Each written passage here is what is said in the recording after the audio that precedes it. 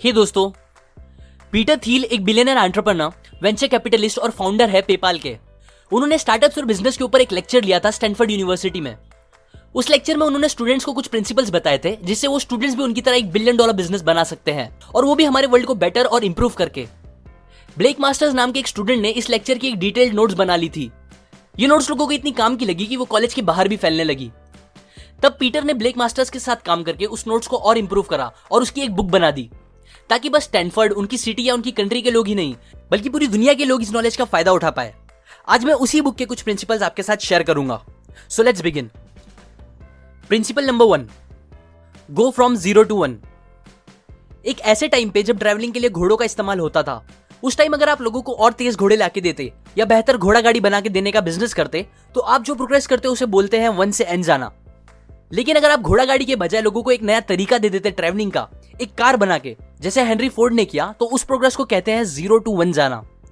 अगर आपको सक्सेसफुल बनना है तो कुछ नया करो और 0 to 1 जाओ, जिसे वर्टिकल प्रोग्रेस भी बोलते हैं। कुछ ऐसा करो जो पहले कभी नहीं हुआ हो, क्योंकि अगर आप जो चीज पहले से बनी हुई है बस उसे ही कॉपी कर रहे हो अपने थोड़े बहुत चेंजेस लगा के, तो आप 1 से N जा रहे हो, जिसे हॉरिजॉन्टल प्रोग्रेस भी कहते हैं। लेकिन ये करने से आपको सक्सेस मिलने के चांस बहुत कम हो जाते हैं। गलती से आपको थोड़ी सक्सेस मिल भी जाएगी तो भी वो बहुत बड़ी नहीं होगी और ज्यादा टाइम तक भी नहीं टिकेगी। बिजनेस वर्ल्ड में हर बड़ा इवेंट बस एक बार होता है। दुनिया का अगला बिल गेट्स ऑपरेटिंग सिस्टम नहीं बनाएगा, अगला मार्क ज़करबर्ग एक सोशल नेटवर्क नहीं क्रिएट करेगा, और अगला लैरी पेज एक सर्च इंजन नहीं बनाएगा। अगर आप इनके प्रोडक्ट को कॉपी कर रहे हो तो आप इनसे सीख रहे ही नहीं हो, क्योंकि इन लोगों को ह्यूज सक्सेस मिली जब वो 0 से 1 गए। पर अगर आप इन्हें एग्जैक्टली कॉपी करने का ट्राई करोगे तो आप बस 1 से N जा पाओगे, जो कि बेस्ट ऑप्शन बिल्कुल नहीं है। Principle number 2, become a monopoly, avoid competition. हम ऐसी सोसाइटी में रहते हैं जहां कंपटीशन को बहुत एनकरेजमेंट मिलता है। हमारा एजुकेशन सिस्टम बच्चों को बचपन से ही compete करना सिखाता है।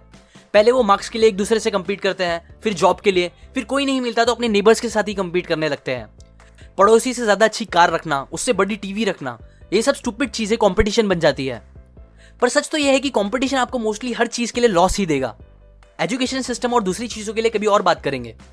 बिजनेस में भी कंपटीशन जहर जैसा होता है। पीटर बताते हैं कि कंपटीशन और कैपिटलिज्म अपोजिट है।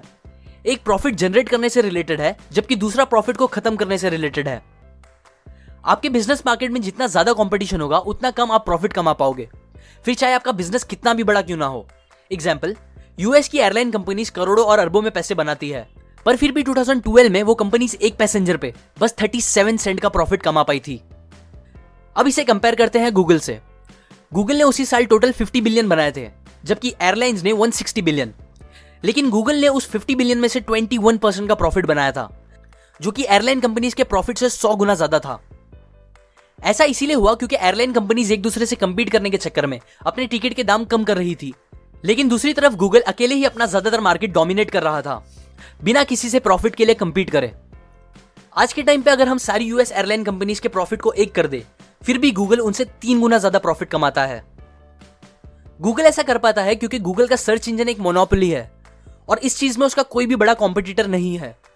अगर मैं आपको इंटरनेट पे कुछ भी सर्च करने बोलूं तो आप बिना सोचे गूगल पे ही जाओगे, क्योंकि आपको पता है गूगल बेस्ट है इस चीज में। ठीक इसी तरह अगर आपको भी बड़ी सक्सेस चाहिए तो आपको एक मोनोपोली क्रिएट करनी चाहिए अपने प्रोडक्ट या सर्विस की, जिसमें आपसे बेटर और कोई दूसरा ऑप्शन हो ही ना लोगों के पास। Principle number 3, start with a niche market and then dominate. Amazon आज एक ऐसी वेबसाइट है जहां आपको A to Z ऑलमोस्ट हर सामान मिल जाएगा, पर Amazon ने अपनी शुरुआत ऐसे नहीं की थी। स्टार्ट में Amazon ने बस एक छोटे से मार्केट पे कॉन्सेंट्रेट किया। वो मार्केट था बुक्स पढ़ने वाले लोगों का। इससे पहले तक किताबें बस बुक स्टोर्स पर मिला करती थी, जिसकी वजह से बहुत सी बुक बहुत सर्च करने के बाद भी लोगों को मिल नहीं पाती थी और बुक पब्लिशर्स को काफी लॉस होता था। बट फिर Amazon ने एक ऑनलाइन बुक स्टोर बना के एक 0 to 1 प्रोग्रेस लाया, जिससे बहुत लोगों का बहुत फायदा हुआ। बुक्स के बिजनेस में सक्सेस मिलने के बाद Amazon ने और दूसरे बुक से रिलेटेड प्रोडक्ट्स जैसे सीडी, डीवीडी एक्सेट्रा बेचना स्टार्ट किया और फिर धीरे धीरे हर मार्केट को डोमिनेट कर दिया। ऐसे ही एक और एग्जांपल है खुद पेपाल का।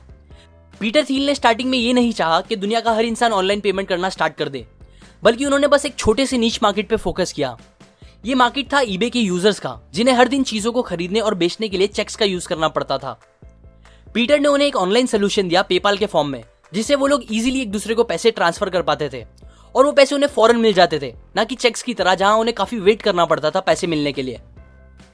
ईबे का छोटा सा मार्केट डोमिनेट करने के बाद पेपाल ने धीरे धीरे नॉर्मल लोगों को भी ऑनलाइन पेमेंट का इजी तरीका दिखाया, जिसके बाद पेपाल एक $1 बिलियन कंपनी बन गई।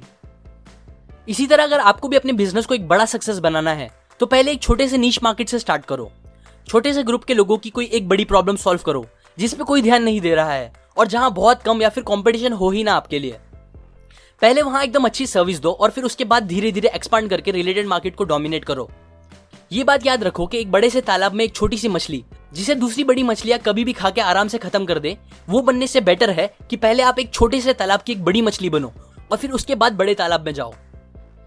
जब आप ये सारी बातें याद रख के बिजनेस स्टार्ट करोगे तो आपके सक्सेस होने के चांस बहुत ज्यादा बढ़ जाएंगे। ये कुछ प्रिंसिपल्स मैंने आपको 0 to 1 by Peter Thiel book से बताई है। अगर आपको बिजनेस या स्टार्टअप इन वर्ड्स में थोड़ा भी इंटरेस्ट है तो आपको ये बुक डेफिनेटली पढ़नी चाहिए। इसमें बहुत सी वैल्यूएबल चीजें हैं जो आपको नेक्स्ट बिलियनर कंपनी कैसे बनाना है ये बात सिखा सकती है। नीचे दिए गए डिस्क्रिप्शन लिंक में जाके आप ये बुक खरीद सकते हो।